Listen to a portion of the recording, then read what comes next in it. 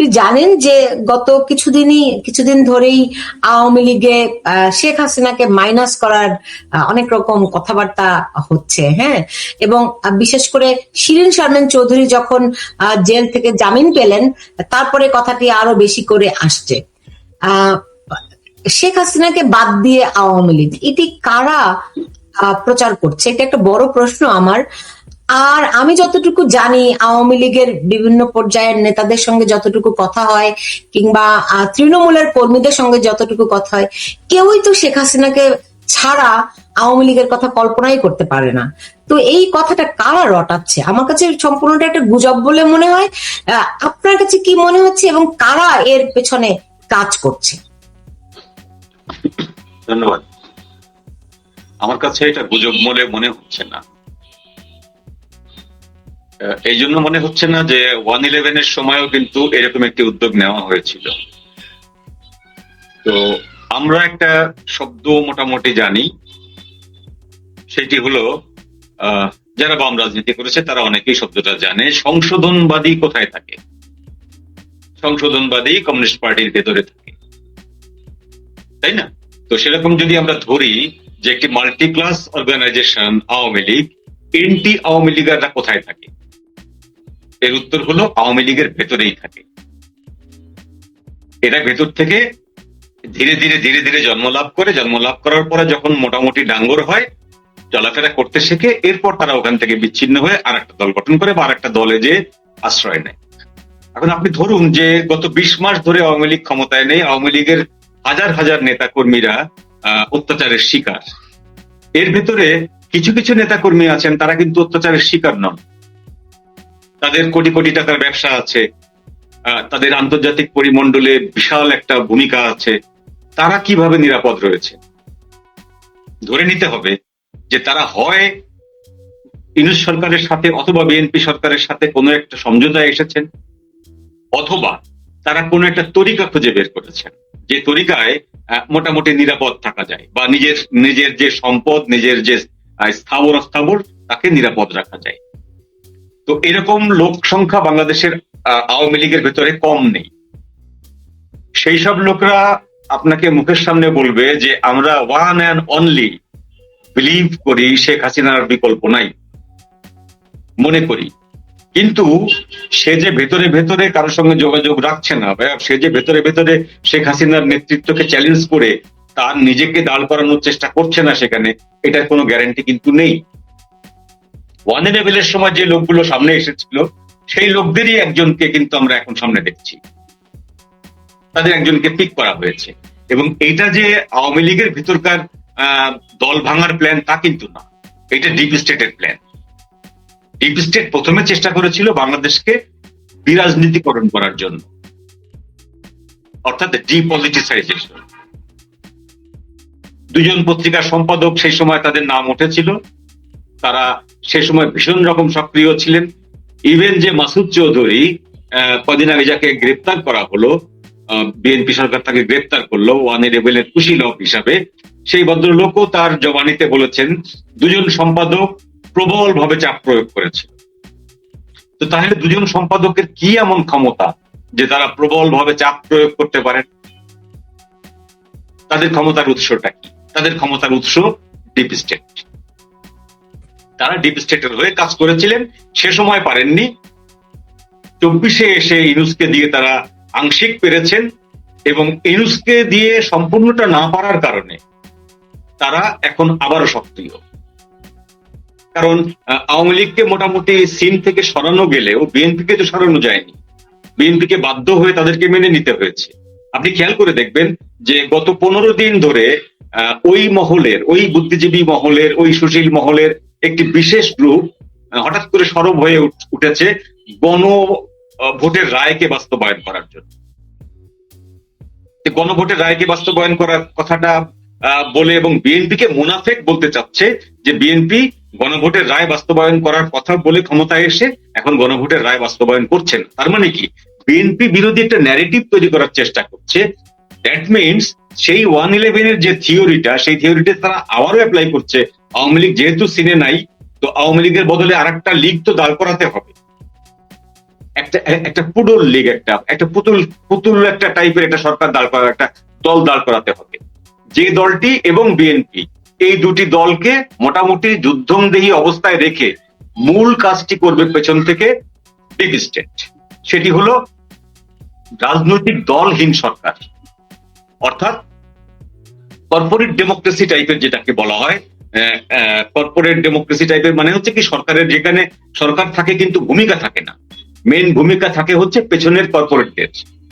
তো সেই রকম একটি সরকার বাংলাদেশে কায়েম করার জন্য ডিপ স্টেট দীর্ঘদিন ধরে চেষ্টা করে আসছে। সেই চেষ্টার ফসল হিসাবে তারা আওয়ামী লীগকে হটিয়েছে, এখন বিএনপিকে বাধ্য হয়ে মেনে নিয়েছে, এখন বিএনপিকেও হটাবে।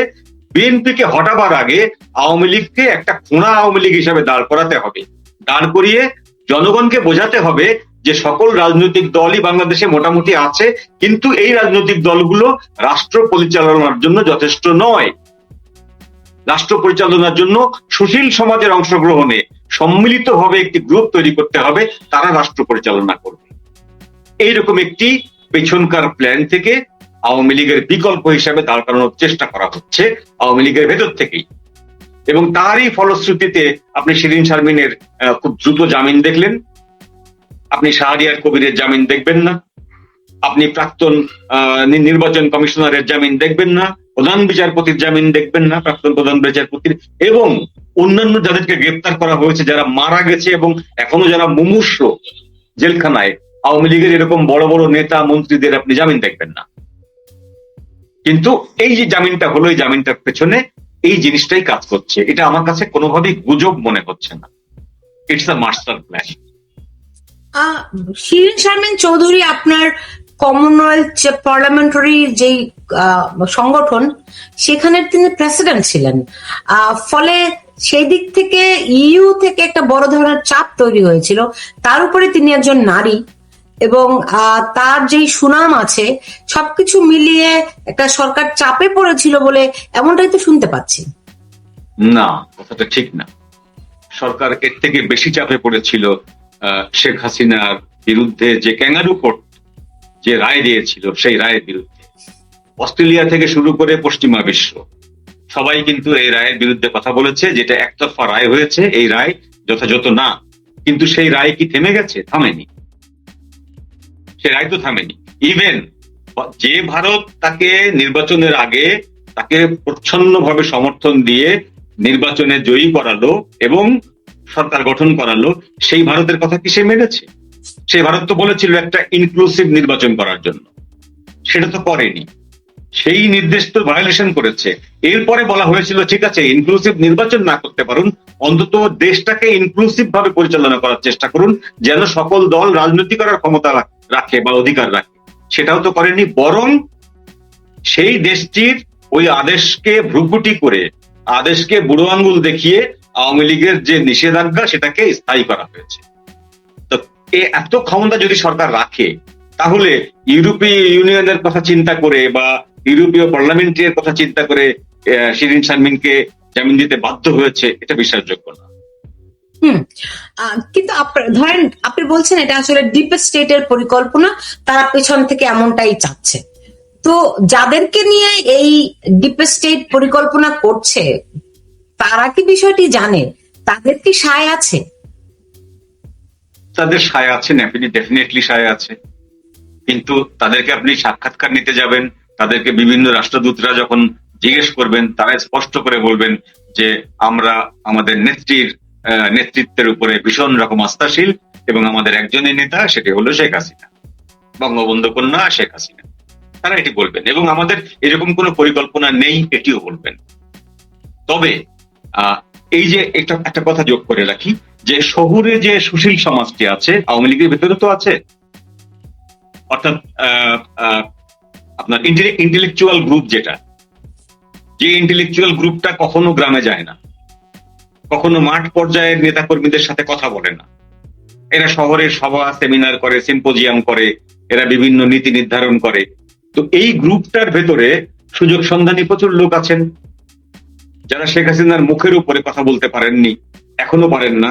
কিন্তু যদি শেখ হাসিনার বিকল্প আর একটি আওয়ামী লীগ দাঁড়িয়ে যায়, আপনি দেখবেন দলে দলে এখানে সেখানে ঢুকছে তারা। আপনি চেনা মুখগুলো দেখে অবাক হয়ে যাবেন যে এই মুখগুলো তো সারাটা জীবনই 16 বছর তো পার করলো শেখ হাসিনার গুণকীর্তন গেয়ে, এই মানুষটি কি করে এটি করতে পারলো? তো ওই জন্য রাজনীতিতে অবাক হওয়ার খুব একটা বেশি বিষয় নেই, অবাক হওয়ার কোনো কারণ নেই। এরকম একটি চেষ্টা চলছে এবং এই চেষ্টাটা ব্যর্থ হবে। আমি বলছি যে সংগঠিত করতে ব্যর্থ হবে সেটা না, এরা হয়তো গঠনও করে ফেলতে পারবে, কিন্তু সেইটি হালে পানি পাবে না, বেল পাবে না জনগণের কাছে।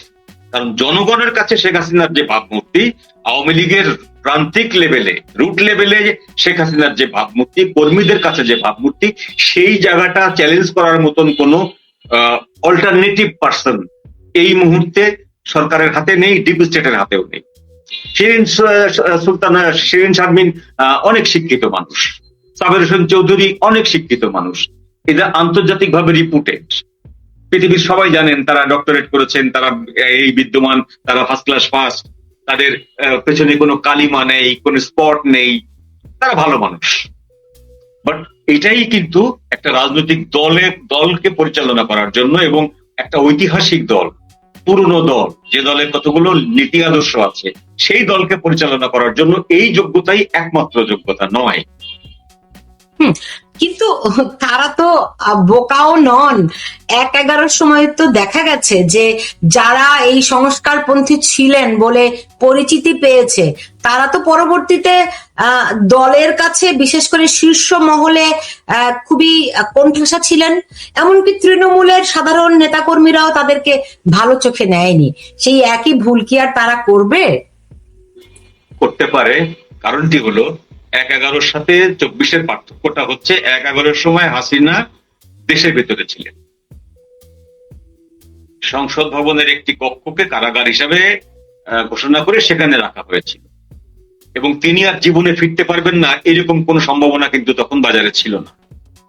সেই জায়গাটার থেকে পার্থক্যটা কোন জায়গায়? 24-এর পার্থক্যটা হচ্ছে যে তাকে দেশান্তরী হতে হয়েছে, তার দলকে নিষিদ্ধ হয়েছে। তখন কিন্তু নিষিদ্ধ ছিল না আওয়ামী লীগ, ছাত্রলীগ নিষিদ্ধ ছিল না। এখন তার প্রধান দুই স্তম্ভ ছাত্রলীগ, যুবলীগ নিষিদ্ধ, তার কর্মকাণ্ড নিষিদ্ধ, তার দলটাই নিষিদ্ধ কার্যত, তার দলের নিবন্ধন বাতিল, এবং তিনি দেশে ফিরতে পারছেন না, তাকে মৃত্যুদণ্ডের রায় দেওয়া হয়েছে। এই যে ফ্যাসিলিটিস গুলো, অর্থাৎ আপনি যে আওয়ামী লীগকে প্রতিপক্ষ বানিয়ে নিজে আওয়ামী লীগ হবেন, সেই আওয়ামী লীগ অনেকটাই এখন ব্যাকফুটে 1/11-এর তুলনায়। সুতরাং আপনার এখন ওই গঞ্জনার কথা বা ওই সময় যে না পারার ব্যথাটা, সেটা আপনি ভুলে যাবেন। আপনি মনে করবেন যে this is the time, this is the opportunity.